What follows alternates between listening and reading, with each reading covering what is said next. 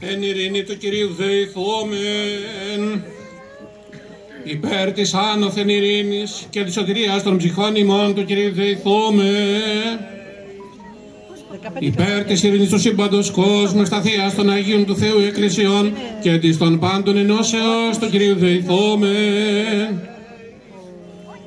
υπέρ του Αρχιεπισκόπημον Δημητρίου, του Τιμίου Πρεσβυτερίου, της εν Χριστώ Διακονίας, παντός του κλήρου και του λαού του Κυρίου δεηθόμεν, υπέρ του ευσεβούς συμπονέθνους, πάσης ευσεβούς αρχής και εξουσίας εν αυτό, του καταξηράνου θάλασσαν και αέρα, φιλοχρήστικο στρατό του Κυρίου δεηθόμεν, υπέρ ευκρασίας αέρων, εφορίας των καρπών της γης και καιρών ειρηνικών του Κυρίου δεηθόμεν,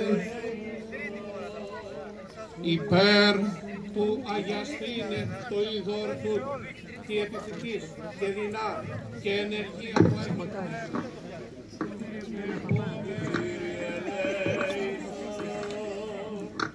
Υπέρ του βοηθήνε αυτή στην χάρια της απολυτρώσεως, στην ευλογία του Ιορδάνου του Κυρίου δεηθόμεν,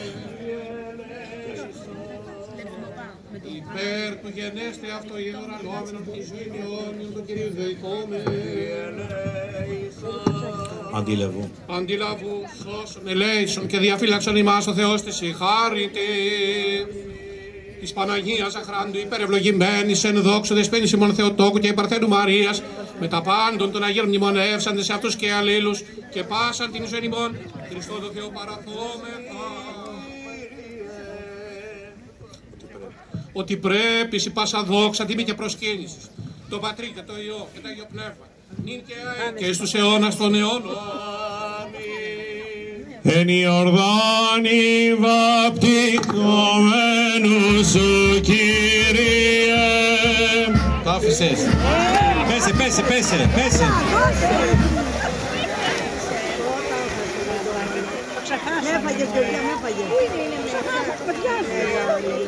Το άφησε κατά λάθος.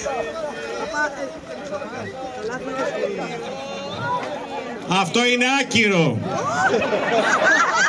Έλα πίσω.